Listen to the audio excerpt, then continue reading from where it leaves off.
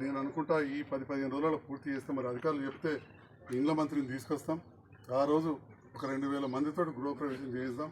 ఎందుకంటే first ఫేజ్కు septic ట్యాంకులు అయిపోయినాయి, డ్రైనేజీలు అయిపోయినాయి, నీళ్ళ కనెక్షన్ ఒక్కటి ట్యాంక్ ఎప్పుడైతుందో తెలియజేస్తే అందాజు ఎన్ని రోజులు అవుతుంది?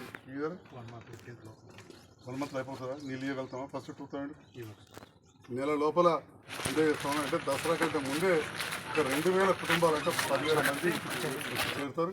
నెక్స్ట్ 2000 కుటుంబాలలో ఇంకా 800 ఇళ్ళు మిగిలి ఉన్నాయి, మనం పంచాల్సినవి ఉన్నాయి. వాటికి కూడా మన పర్మిషన్ అడిగినా ఇస్తానన్నారు. ఇప్పుడు మిగిలిపోయిన ఇంద్రం మిల్లు అప్పుడు మొదలుపెట్టిన అయిపోయినాయి. కొందరు పాపం బేస్మెంట్లు పోయినాయి, వాళ్ళకు కూడా 58 మందికి ఇచ్చేది ఉన్నది. వాళ్ళు ఎలిజిబుల్ ఉన్నారు. ఇప్పుడు 800 ఇళ్ళలో ఇస్తాం. ఒక 68 మందికేమో ఇంద్రమ్మ ఇండ్లు వచ్చినట్టు చూపెడుతున్నారు, కానీ వాళ్ళకి లేవు, కట్టుకోలే వాళ్ళు.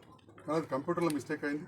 అది కూడా నేను కోరిన వాళ్ళ మంత్రి గారిని, అదేవిధంగా పొంగులేటి శ్రీనివాసరెడ్డి గారిని, రేవంత్ రెడ్డి గారిని, వాళ్ళకు కూడా ఇప్పిస్తాను, నేను భరోసా ఇస్తా ఉన్నా.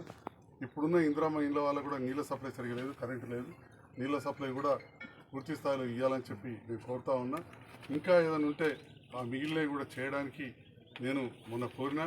ఎందుకంటే ఒకసారి ఏ ప్రభుత్వం ఉంటే ఆ ప్రభుత్వంతో పేదవాళ్ళ కోసం కలిసి పనిచేయడంలో తప్పు లేదని భావించి ఏవైతే మిగిలిపోయి ఇక్కడ అసంపూర్తిగా ఇండ్లు ఉన్నాయో, డబ్బాలు లెక్క కనబడుతున్నాయో, అసంపూర్తిగా ఉన్నాయో వాటిని కూడా పూర్తి చేయడానికి ఎస్టిమేట్ చేసినాం. అవి కూడా చేద్దామని చెప్పినాం. సో ఇప్పటికే మనకు సరిపోయిన ఇండ్లు ఉన్నాయి కాబట్టి ఇది అయిపోయిన తర్వాత నెక్స్ట్ ఫేజ్లో చేస్తామన్నారు.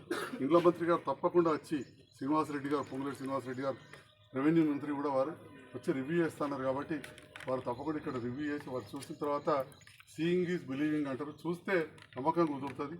సో వారు చూసి తప్పకుండా అది కూడా మంజూరు చేస్తే జగిత్యాల పట్టణ ప్రజలకు ఇంకా పెద్ద ఎత్తున ఇళ్ళు వస్తాయి. అసలు ఇల్లు లేని వారు ఉండరు అనే పరిస్థితి కల్పించాలనేదే నా ఆశయం. తప్పకుండా నా ఆశయంలో జగిత్యాల పేద ప్రజలు ఇళ్ళ కోసం కావచ్చు, పేద ప్రజలకు సహకరించే మిగతా వాళ్ళు కూడా ఉంటారు.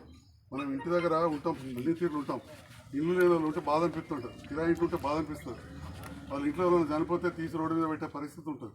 కాబట్టి ఇటువంటి చేస్తున్న ఒక యజ్ఞం లాంటి కార్యక్రమంలో జగిత్యాల పట్టణ నియోజకవర్గ ప్రజలు అందరూ కూడా నా వెన్నంటి ఉంటారని, సహకరిస్తారని, మా నాయకులందరూ సహకరిస్తారు. ముఖ్యంగా మా మీడియా మిత్రులు కూడా చాలామంది బెదిరికంలో ఉన్నారు. వాళ్ళకు కూడా ఇండ్ల విషయంలో నేను మొన్న ప్రభుత్వంతో పనిచేస్తున్న సందర్భంలో అది కూడా ఒక పాయింట్ పెట్టిన, 10 పాయింట్లలో అతి ముఖ్యమైన ఇండ్లు లేని వాళ్ళు ఉన్నారు. సో స్థలాలు కావచ్చు, ఇండ్లు కావచ్చు, ఏదో ఒకటి చేయాలని చెప్తాను. తప్పకుండా ఆ విషయంలో కూడా చాలా పాజిటివ్గా ఇండ్ల మంత్రి గారు చెప్పారు. ఎందుకంటే ఖమ్మంలో ఇచ్చిన ఒక జీవో ప్రకారం వారు కూడా ఖమ్మం నుంచి గెలిచిన మంత్రి మన ఇండ్ల మంత్రి, వారే రెవెన్యూ మంత్రి మన భూములకు సంబంధించి. సో వారికి అది చెప్పడం జరిగింది. నేను ఇచ్చిన కాగితంలో కూడా జీవో లైక్ ఖమ్మం అని చెప్పి పెట్టాం. ఏదో ఒక విధంగా తప్పకుండా చేస్తామని చెప్పి తెలియజేస్తూ, మరి ఈనాడు నేను పిలవగానే వచ్చిన అధికారులందరికీ ప్రత్యేకంగా ధన్యవాదాలు. ఈ పేద ప్రజల ఆశీస్సులు, వారి ఆదరాభిమానాలు మీ కుటుంబాలకు కూడా ఉంటాయి. ఆప్కు మీరైతే వాళ్ళ ఒక దువా మా పాత్రికేయ మిత్రులు సహకరిస్తూ ఉన్నారు. నాకు మీకు కూడా అన్నీ ఉంటాయని చెప్పి తెలియజేస్తూ, గతంలో ఈ కఠిన సందర్భంలో సహకరించిన అప్పటి నాయకులకు, నాయకురాలైన కవిత గారికి కూడా నేను హృదయపూర్వక ధన్యవాదాలు తెలియజేస్తున్నాను.